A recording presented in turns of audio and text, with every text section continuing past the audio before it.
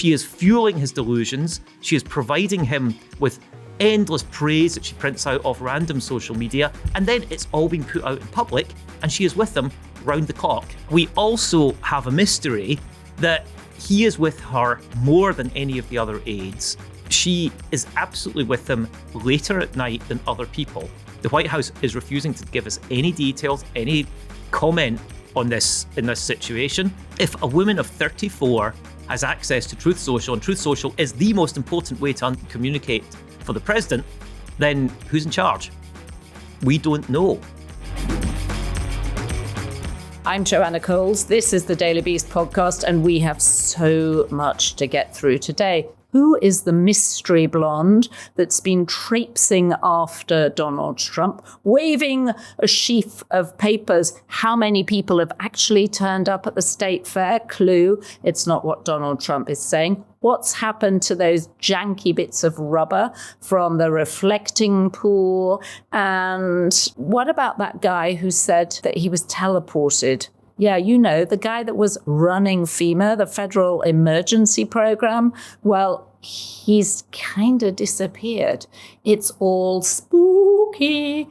Who better to dissect it all with than Hugh Dougherty, our Scottish executive editor, who knows more than anybody else about almost everything, actually, but he certainly knows about the blonde babe that's causing a lot of raised eyebrows at the White House. So no time to waste. Please, if you haven't, remember, subscribe to the Daily Beast podcast. We're almost at 700,000. We want to try and get there by the end of next week.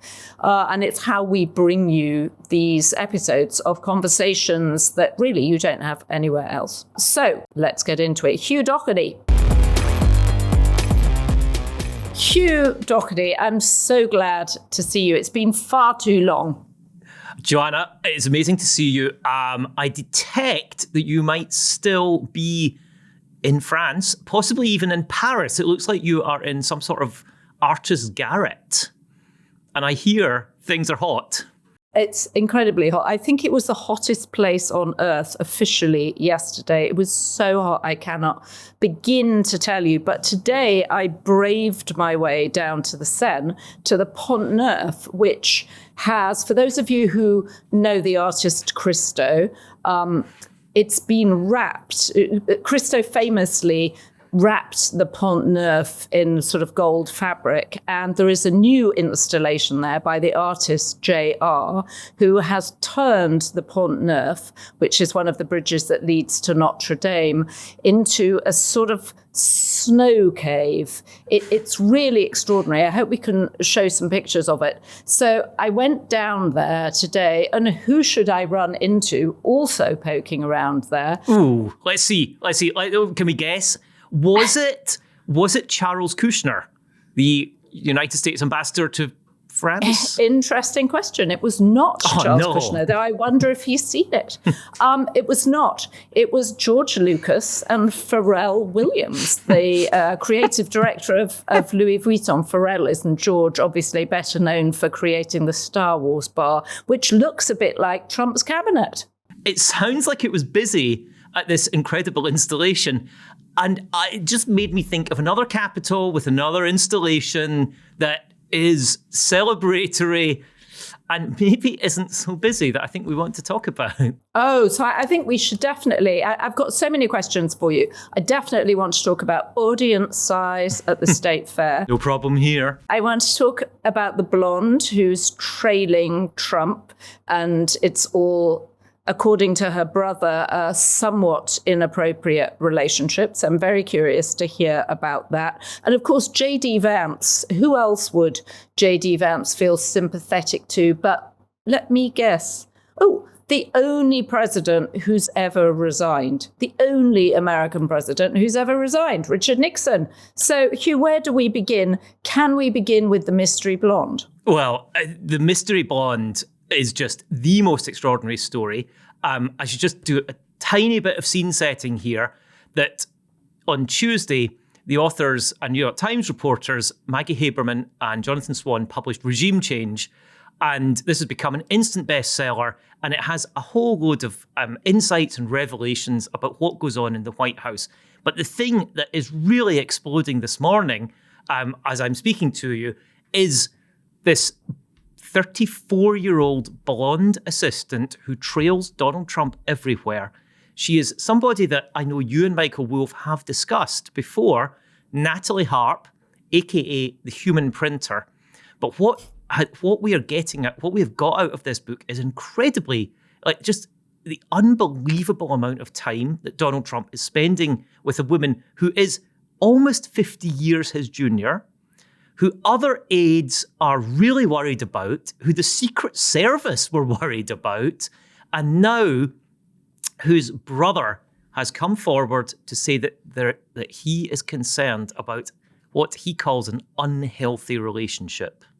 An unhealthy relationship. So what does that mean? Because we know that she was writing him notes where she was saying, you are the most important person in my life.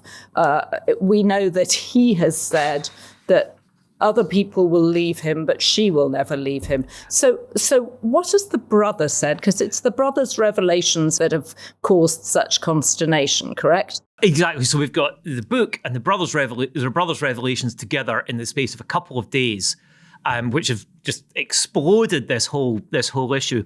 So her brother, Natalie Harp, as I said, is 34. Her brother, Preston Harp, is 4 years older, and they've become estranged. And in a sort of tableau of a divided nation, maybe, he has actually quit the United States to go and live in Nicaragua, which, as we know, is something of a communist-ish, sort of far-left regime. Anyway, he has spoken out.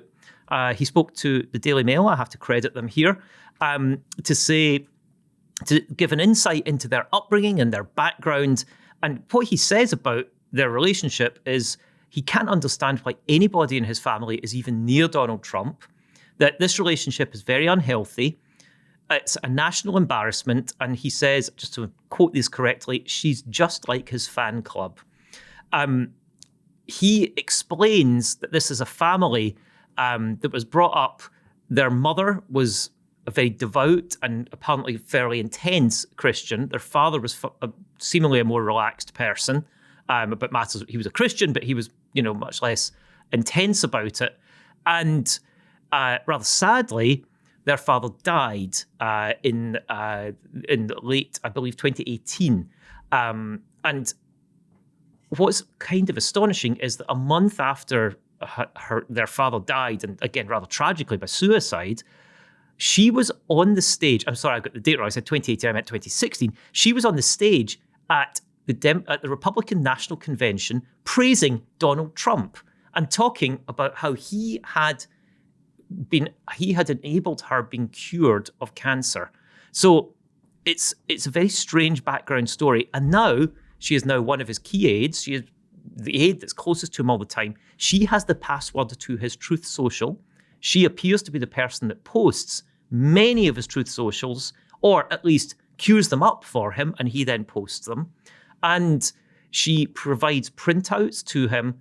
When he asks for printouts, he often, he's provided with bits of paper, it's called a beautiful mind of this. All these papers are spread out before him. And one of the really worrying things that we learned about from this Haberman and Swan book is he has officials in, including Scott Bessent, the Treasury Secretary, Howard Lutnick, the Commerce Secretary, Fraser Greer, the Trade Representative, and Trump says, your numbers are BS.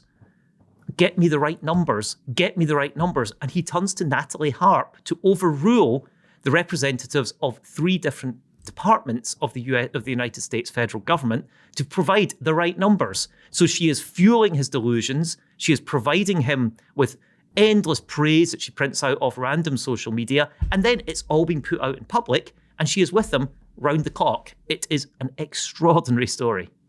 We've chronicled it in great detail, the limited amounts of time that he appears to sleep between Truth Social. So when we're saying that she's with him 24/7, are we suggesting that she's in the White House bedroom with him late at night and in the early hours of the morning, Truth Socialing for him? Well, we don't have any evidence that is the case, but we also have a mystery that he is with her more than any of the other aides.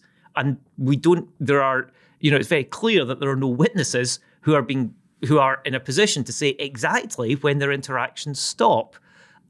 She is absolutely with them later at night than other people.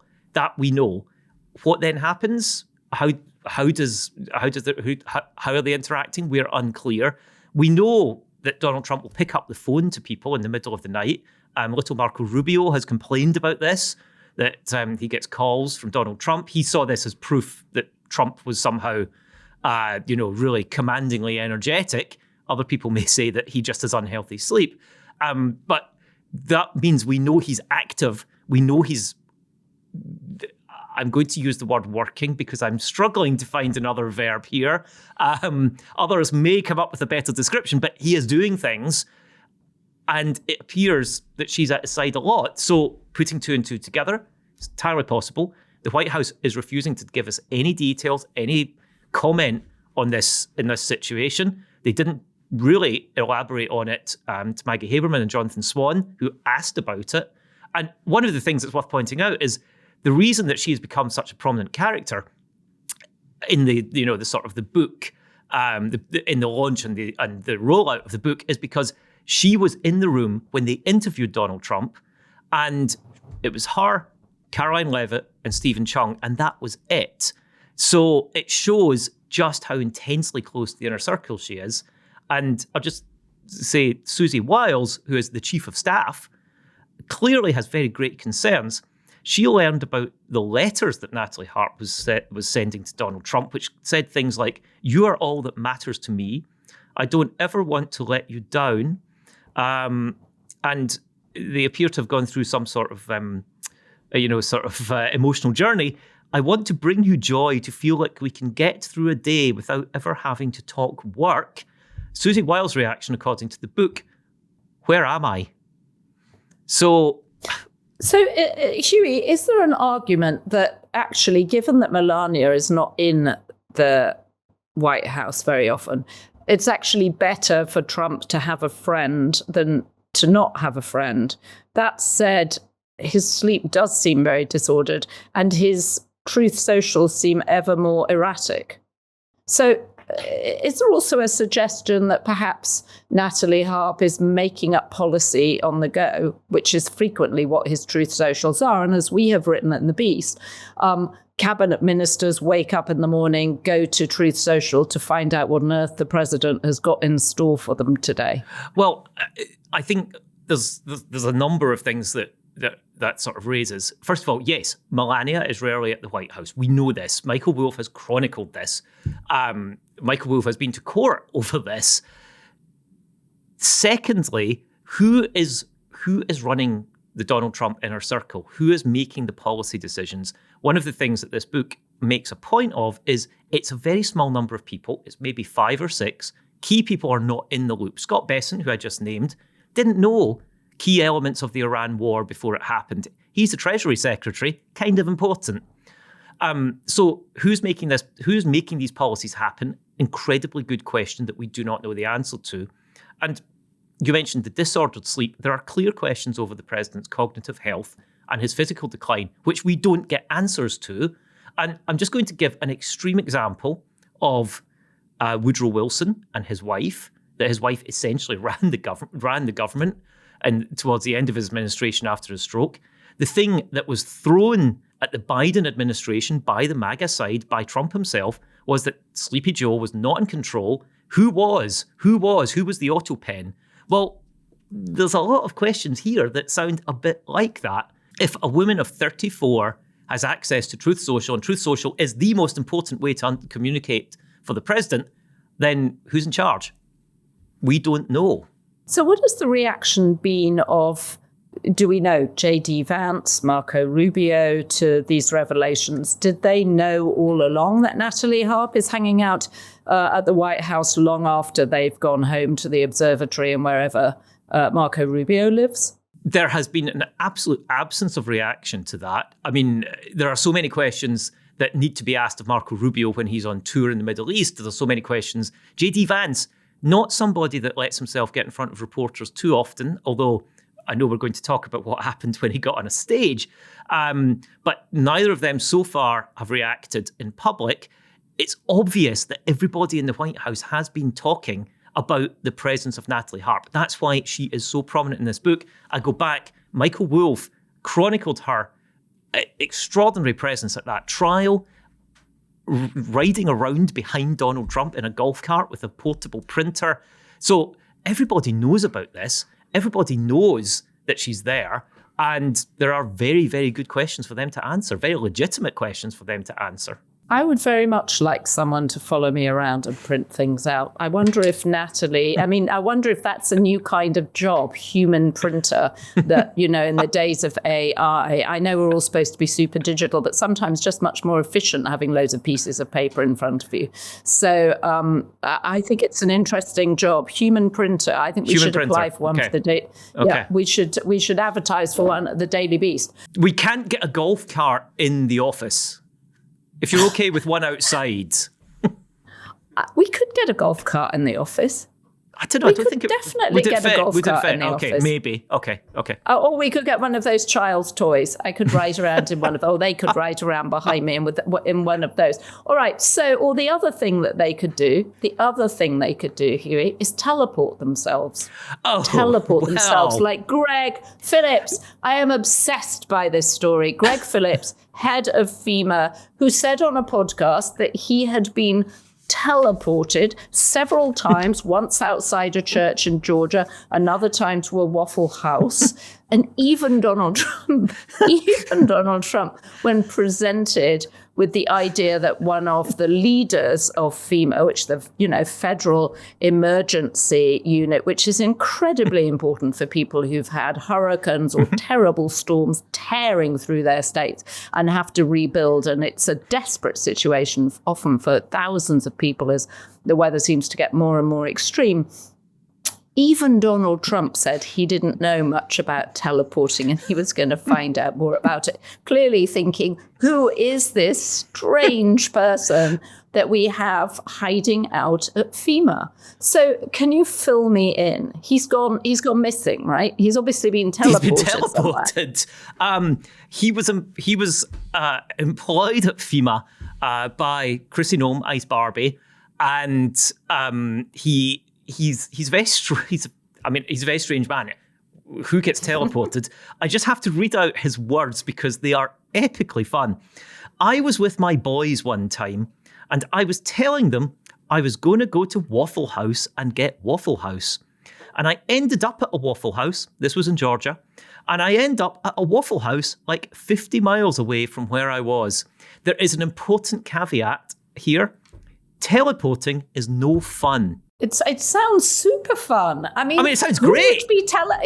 Who would be teleported? There's no say TSA. It's not fun. Yeah, it's not fun. It sounds fantastic fun. It's too warm in Paris. You can go, I'll just teleport to somewhere cooler. Oh, I would love to teleport to the beach right now. Right. That's where I need to be. Who would not rather be at the beach? Unfortunately, it does seem that the teleporting had not necessarily the happiest of endings. The next time it happened, because he was dropped in a ditch near a church. So I don't know, he fell out with the teleporter, he didn't pay enough, and who knows. So what do we think? Is this a case of someone having hallucinations? Do his colleagues think that he was taking some kind of mind-altering substances?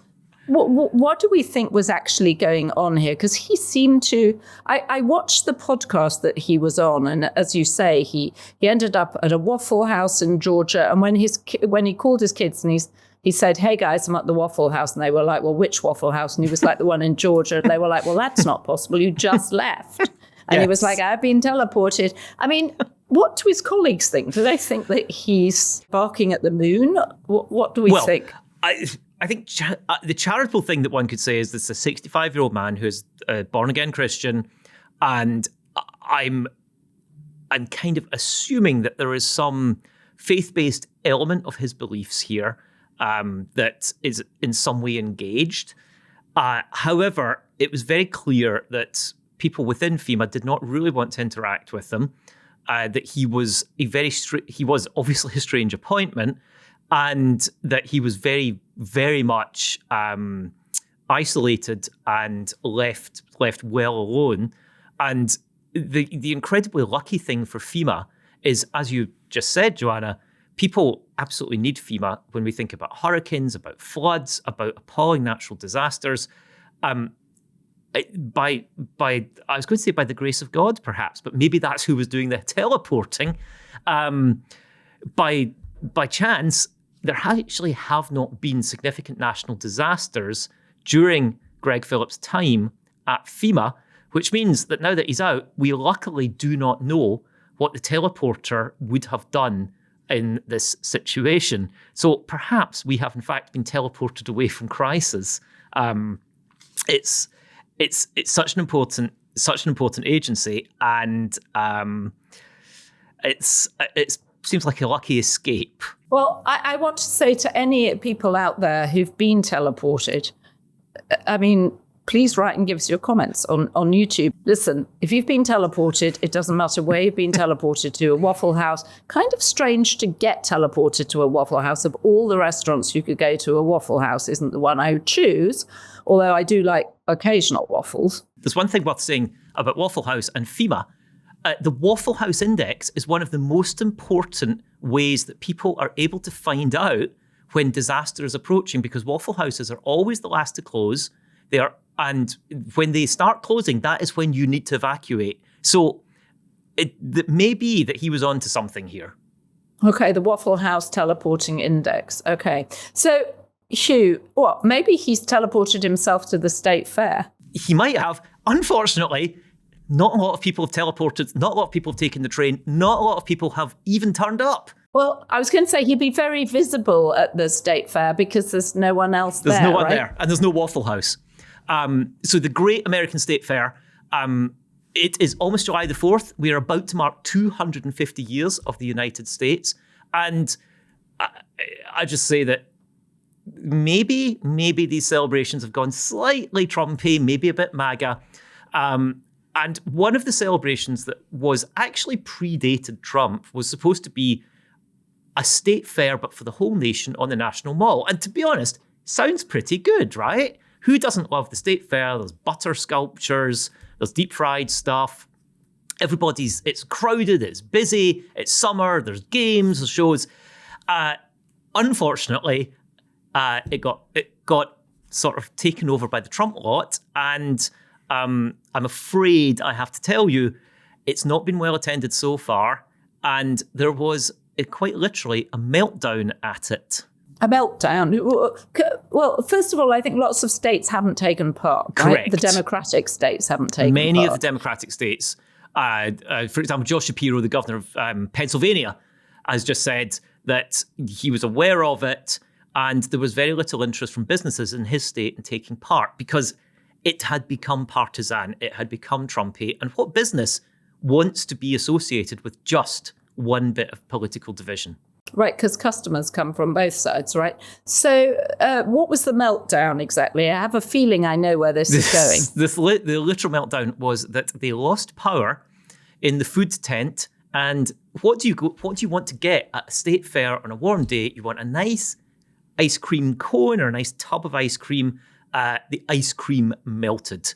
Oh no, the ice cream melted? The ice cream melted. And, many people have pointed out that if Joe Biden was still president, there's no way ice cream would have been allowed to melt.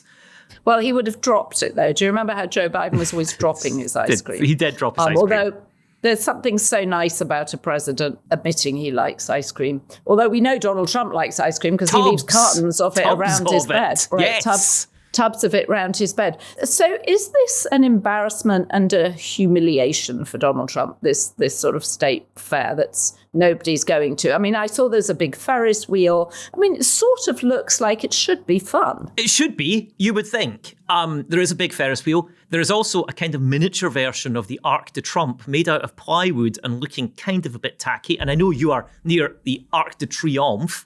So you've got the real thing in all its Parisian, I should say, for Americans, magnificence. This one's kind of tacky. It's plywood. The gold's not quite right. The other attractions are basically people aren't there. There's no sign of really a crowd. And the whole thing started, it was opened on Wednesday night by who would you get to open this than none other, of course, than Donald Trump. Of course, Donald Trump. I was going to say Lee Greenwood. Well, you were right. You were right. And Lee Greenwood, I'll just say, I discovered today he's only 83, so slightly surprising. But there was Lee Greenwood, there was Sean Duffy, the Transportation Secretary, and I'll just say it was tone deaf. I'm not an events organizer, but this was the event that was supposed to have, we will all remember, 80s and maybe a 90s charitable acts, including Milli Vanilli, Vanilla Ice, Bust a Move. And if you remember, all but Vanilla Ice pulled out when they realised that the whole thing was MAGA.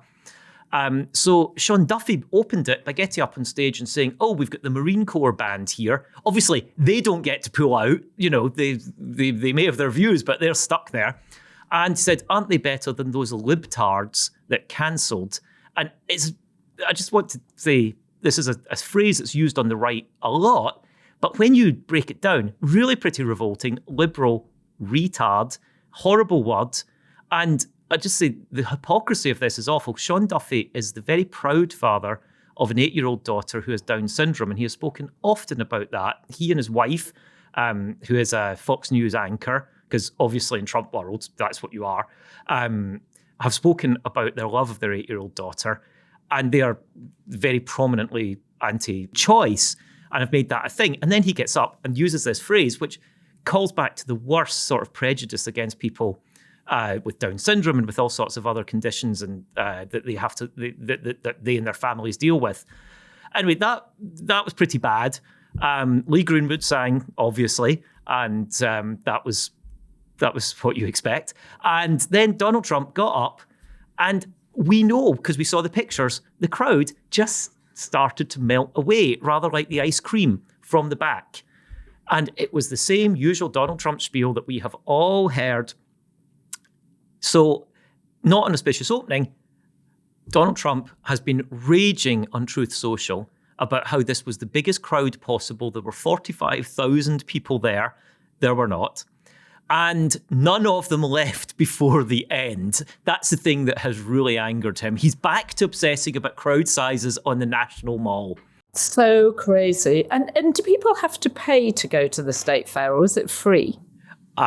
It is free but ticketed, and you cannot take in anything. I presume in case you vandalise it, because obviously that's been a problem at the reflecting pool.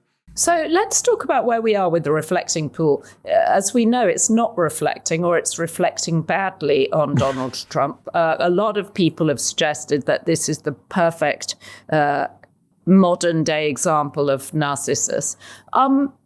He said, and he got caught out, and we wrote about this by Caitlin Collins after he'd said that the pool had been vandalised, that it had a sort of rubber bottom, that it was completely unvandalisable. And then it turned out, he said, that some people had snuck down at the dead of night and managed to avoid any CCTV cameras, and they'd slashed it, and there were bits of the bottom sort of floating up. And then Caitlin Collins of CNN very smartly pointed out to him that he'd specifically said this thing was unslashable, it was unvandalizable, and that it was the best, the most incredible, nobody's ever seen anything like it, bottom of the reflecting pool. And in fact, we know it's had algae, ducks have died swimming around because they'd put such harsh chemicals in it. People are going down to see it because it's become a perverse tourist attraction. They're getting arrested if they put their hand in the water. So where are we now? Have we drained the reflecting pool at this point, or what's happening to it? We've drained the swamp. This reflecting pool, as we speak, still has water in it. It is now surrounded by fencing so that people can't get close to it. Obviously, they don't want people close to it. They are claiming that this is because they're preparing the National Mall for July the 4th. Nobody really believes that. It is not quite as algae-filled as it was earlier in the week because they have been pumping water in and out to try to filter it.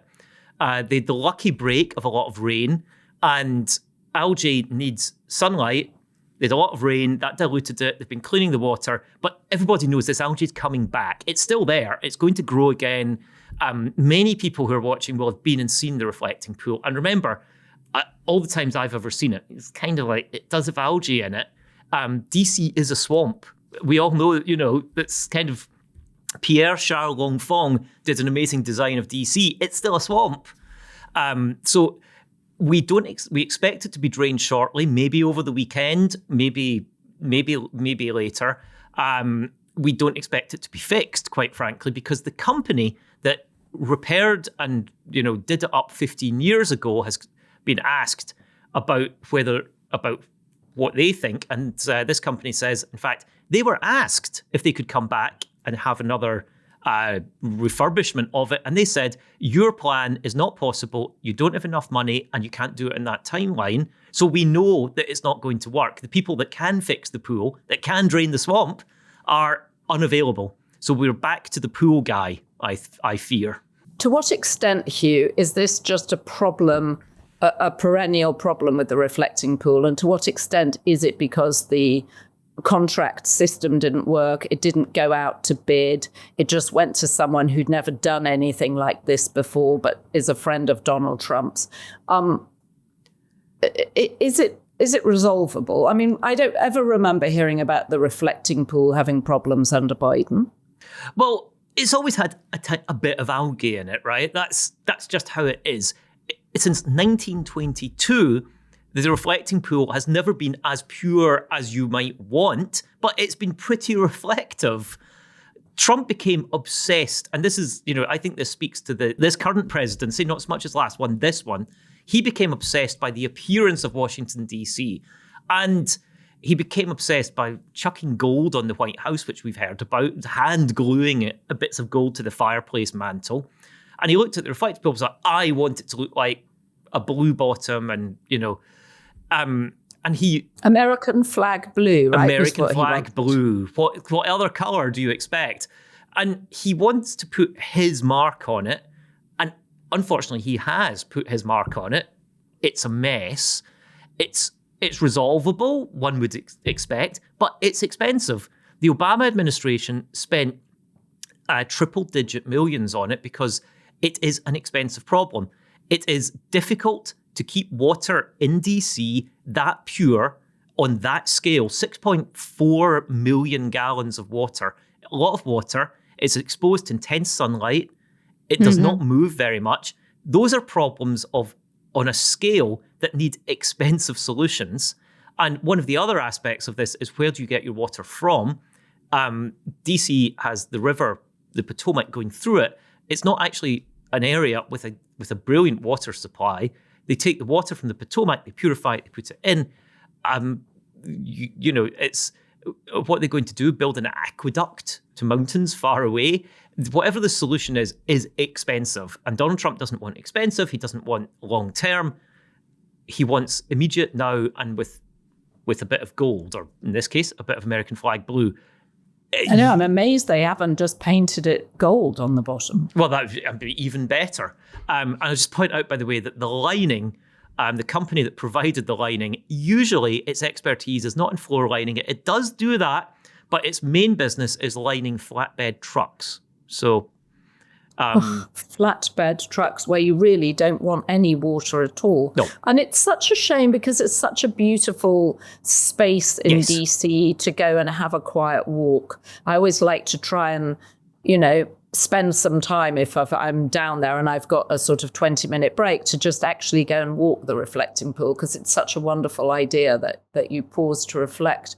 Well, we'll keep an eye on it, and the reporting at the Daily Beast has been first class on this. It's such a messy problem, and our gossip column, The Swamp, which is all about we were there DC. The Swamp was there first. The Swamp was there was there first, and I'll say our readers of The Swamp, every Tuesday, if you subscribe to the Daily Beast, thedailybeast.com, you can get the Swamp newsletter free every Tuesday. We have exactly what is coming out of the ooze in DC. That it's the ooze that nobody wants in the news. We reveal scoop after scoop. We are bipartisan. We revealed the Arizona Senator Ruben Gallego's extraordinary spending, just as a nod to those who would say that we only focus on Trump. But the Swamp has been chronicling the ooze, and now it's got a rival. But I'm very confident that we can't drain our swamp. We will be back. That will be back on Tuesday. with more green slime from the people that bring you slime. So the other thing I want to remind people is that we have the wonderful cheat sheet Substack, which can come to you every morning too. It's a wonderful, wonderful read of what's going on. You write it. Nico Hines, our global affairs editor, writes it. And it's the joy of my mornings. The first thing I turn to every morning because it's so much fun. Well, that is very kind. Google The Daily Beast on Substack or go to thedailybeast.substack.com and you will be able to sign up for it. We'll put a QR code up for those who are watching on video. Sorry if you're listening on audio, but QR codes are pretty great.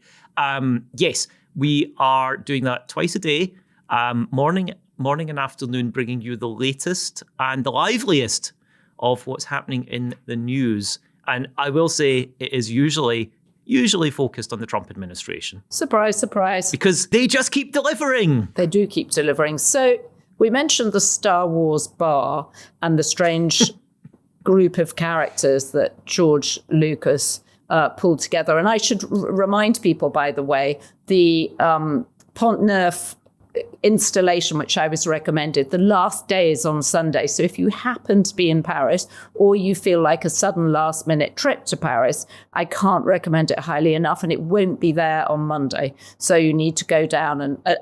a tip you have to act on. Yes, you do have to act on it. Act now. It really is enormous fun. Less fun was listening to J.D. Vance talking about how actually the one president who resigned for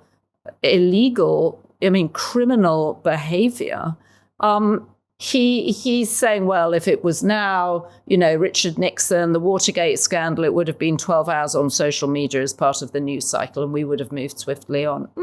Not so fast. Just amazing. And I think it's worth playing every word of this because it really is something. So we were talking about this a little bit backstage, but I'm actually fascinated by Nixon as a character in history. I think that his historical legacy is enjoying a bit of a renaissance, but I think deservedly so. As I joked with Robert backstage, if Watergate happened tomorrow, it would be like a 12-hour news story. Like, the idea that it would have taken down a presidency is crazy.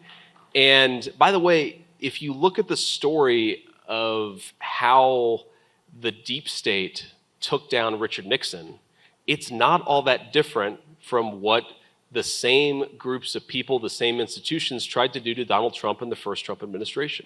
There is a parallel.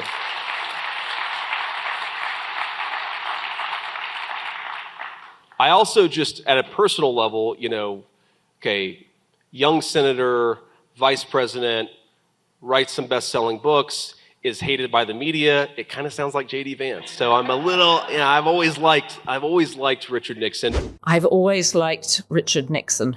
And he compares himself to Richard Nixon. He's young, he's the vice president, he writes best-selling books. He's always liked Richard Nixon. Literally the only president, the sole president out of 47, no one's ever seen anything like it, who's resigned. It's incredible. So I would just sort of say, let's game this out. You're a young vice president who has an elderly, or not elderly, but certainly a possibly sickly president who's coming towards the end of his second term, one who's never held elected office before, and you're wondering what to do next. And you discover that the only person that's been in this situation before is, unfortunately, Richard Nixon. Do you A, go, oh my God, I'm never going to utter that man's name in public. People are going to then attach his name to mine and it's going to be a nightmare and I would just be crazy to do that. Or do you go on stage at the Richard Nixon Presidential Library with their name plastered behind you and say, I've always liked Richard Nixon, and basically say, I'm just like him, he's my hero, laugh about it, and think that you've done a great job. And obviously, if the answer is A, you're probably kind of sensible politician who's got a decent chance of people being persuaded that you're not Richard Nixon. If the answer is B, you're J.D. Vance. Congratulations. I think Democrats who follow this thing to work out how to attack future candidates must this morning be going like, oh, great, we can take summer off. Who knows? I mean, the interesting thing, too, is he says there's been a renaissance because among some, academics and political activists, I guess you would say, the idea that Richard Nixon opened conversations with China, he tried to get the Soviet Union to come up with a nuclear deal. I mean, yes, that's also against what Donald Trump is yes. doing, right? So Donald Trump is not trying to do the same thing with China. In fact, he slapped tariffs on China, and he's snuggling up to Vladimir Putin. And one of the more contended elements of Richard Nixon's eventual taking of the presidency in 1968 was whether he intentionally delayed or intentionally sabotaged peace talks to end the Vietnam War so that he could end the Vietnam War. Nixon did end a war. Nixon actually didn't start any wars. We can talk about his administration of the Vietnam War, but he got out of Vietnam kind of awkwardly, kind of badly, but he didn't go and bomb Iran for fun or whatever it was that caused Trump to bomb Iran. He also set up the EPA, the Environmental Protection Agency. Yes, there is in, I think, fair to say, right of centre circles, but also just broadly an intrigue, an insight, or an interest in reassessing the administration of Richard Nixon separate from Watergate. What there is not in these circles is any belief that it's a good idea to say, do you know what? Watergate, not that bad. And the deep state did it. Richard Nixon paid people to commit a crime. That's why he had to resign. He was going to be impeached. He got a pardon. He got a pardon because he was going to be prosecuted. Are you sure this is who you want to be your leitmotif, JD? Well, JD Vance is no stranger to doing 180-degree turns, is he? We know that. And again, I recommend anybody who is curious about JD Vance or curious about the Vance's marriage to Run, Don't Walk to Usha Vance's story time with the Second Lady. I dissected it and analysed it with Michael Wolff on Inside Trump's Head. This week, the Second Lady has her husband on, the very busy vice president who has, as we know, been negotiating, hopefully, peace with the Iranians, rushed back to read Winnie the Pooh. So there you have it, Hugh. A fan of Winnie the Pooh. He's a fan of Richard Nixon. What is this man not a fan of? He is the Renaissance man of, I was going to say, he comes from Cincinnati, so he's kind of, it's very classical background there. It's very highbrow interests, which seem, let's be honest, really weird. And that's one thing I think that comes across in this is it is impossible for people not to watch this, and they are going to see this on TV ads if he runs for president. It is impossible for people not to watch this and think, this guy's weird. This guy's weird. Well, actually, we should just throw in a final note to Katie Miller, wife of Stephen Miller, who this week tweeted out, given the SCOTUS's decision to repeal the temporary protection order for Haitians and for Syrians in this country. Well, you can see what she said here. She's referring to that famous moment during the debate when Donald Trump suddenly, from nowhere, decided to say that Haitians in Springfield, Ohio, were eating their neighbors' pets. Can we just play that clip?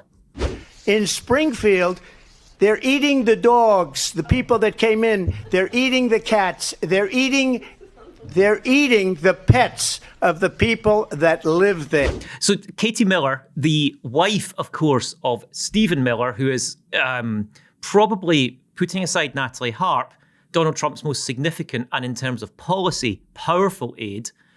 She is a full-time social media influencer. She has a YouTube channel and she is prolific on X, the social media platform whose boss Elon Musk she used to work for.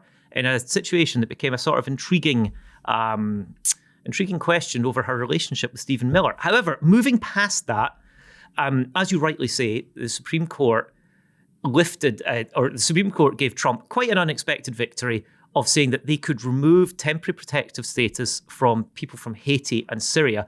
And these are people who had fled this country, had come to the United States because Haiti, we know, is in a bad way.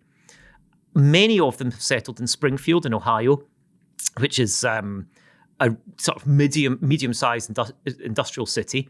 There's about 10,000 people there of Haitian origin. And they had this crazy, vile attack on them by J.D. Vance, by Donald Trump. And of course, that was almost 2 years ago. Katie Miller, straight back to that clip, straight back to this incredibly twisted, racist approach to attack these people.